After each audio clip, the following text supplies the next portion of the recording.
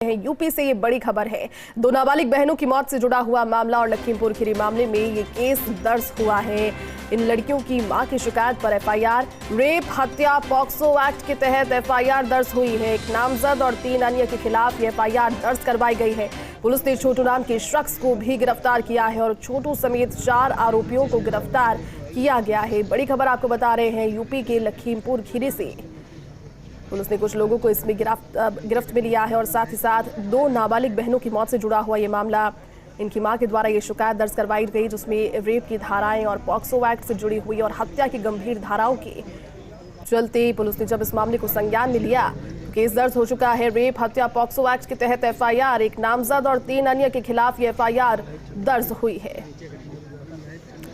और चलिए इसी प्रकरण पर प्रियंका गांधी ने भी ट्वीट कर निशाना साधा। लखीमपुर कांड पर विपक्ष हमलावर है, कांग्रेस योगी सरकार पर हमलावर है। ट्वीट आपको पढ़कर सुना रहे हैं। उन्होंने लिखा, लखीमपुर में 2 बहनों की हत्या की घटना दहलाने वाली है दिल को। परिजनों का कहना है कि उन लड़कियों का दिन दहाड़े अपहरण किया गया। रोज अखबारों और टेलीविजन में इस तरह के विज्ञापन देने से भी झूठी चीज सच्ची नहीं हो जाती। आखिरकार उत्तर प्रदेश में महिलाओं के खिलाफ जघन्य अपराध क्यों बढ़ते जा रहे हैं? कब जागेगी सरकार?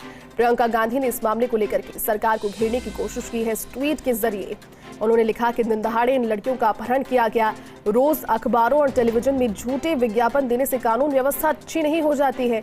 आखिर उम्र में महिलाओं के खिलाफ जघन्य अपराध क्यों बढ़ते जा रहे हो?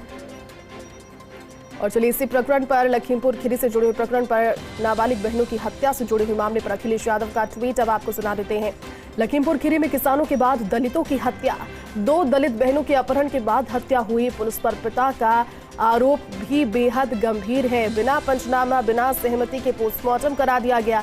ये हाथरस हत्याकांड की जघन्य पुनरावृत्ति है। देखिए, विपक्ष लगातार हमलावर है इन चीजों को लेकर, क्योंकि यूपी के लिए कहा जाता है कि कानून व्यवस्थाओं में अग्रणी है और जिस तरह से यूपी की व्यवस्थाएं कानूनी संबंध में सिर्फ और सिर्फ सख्ती ही दर्शाती है, 0 टॉलरेंस की वहां पर नीति है। लेकिन इस तरह की घटनाएं जब वहां होती है तो कहीं ना कहीं विपक्ष को भी इसमें आगे आकर के इस मुद्दे को उठाने का मौका मिलता है। अखिलेश यादव का ट्वीट, 2 दलित बहनों के अपहरण के बाद हत्या, पुलिस पर पिता का आरोप बेहद गंभीर है। बिना पंचनामा, बिना सहमति से पोस्टमार्टम हुआ। ये हाथरस हत्याकांड की जघन्य पुनरावृत्ति है। हाथरस में हुए जघन्य हत्याकांड और दुष्कर्म के बाद में ये इस तरह की पुनरावृत्ति लखीमपुर में हुई है। अखिलेश यादव का ट्वीट आपको सुना रहे थे। इससे पहले प्रियंका गांधी का ट्वीट भी पढ़कर सुनाया। उन्होंने भी इस घटनाक्रम को लेकर सरकार को घेरने की कोशिश की। उन्होंने कहा कि जिस तरह से 2 दलित बहनों का अपहरण किया जाता है, उनके साथ दुष्कर्म किया जाता है और फिर उनकी निष्ठुर से हत्या कर दी जाती है, ये यूपी की असलियत को दर्शाता है। क्योंकि विज्ञापनों में झूठ के जरिए तो लाखों दावे किए जा सकते हैं, लेकिन असलियत जब जमीन पर नजर आती है तो वो कुछ इस तरह की है। हालांकि पुलिस ने अब इस मामले पर संज्ञान लेने की बात कह दी है। इस मामले पर केस दर्ज हो गया है, जिसके अंदर रेप, हत्या और पॉक्सो एक्ट से जुड़े हुए गंभीर मामले हैं एक्ट, और साथ ही साथ एक नामजद और 3 अन्य के खिलाफ एफआईआर भी दर्ज। लेकिन सवाल यही उठता है कि 0 टॉलरेंस की नीति वाले राज्य में इस तरह की घटनाओं की पुनरावृत्ति क्यों बार बार हो रही है? यूपी की लखीमपुर से एक खबर है, 2 नाबालिग बहनों को अपहरण के बाद में उनकी निःशुल्क हत्या कर दी जाती है और फिर बीच में ये बात भी सामने आई मेडिकल के बाद कि हत्या से पहले उनके साथ दुष्कर्म के घिनौनी वारदात को भी अंजाम दिया गया।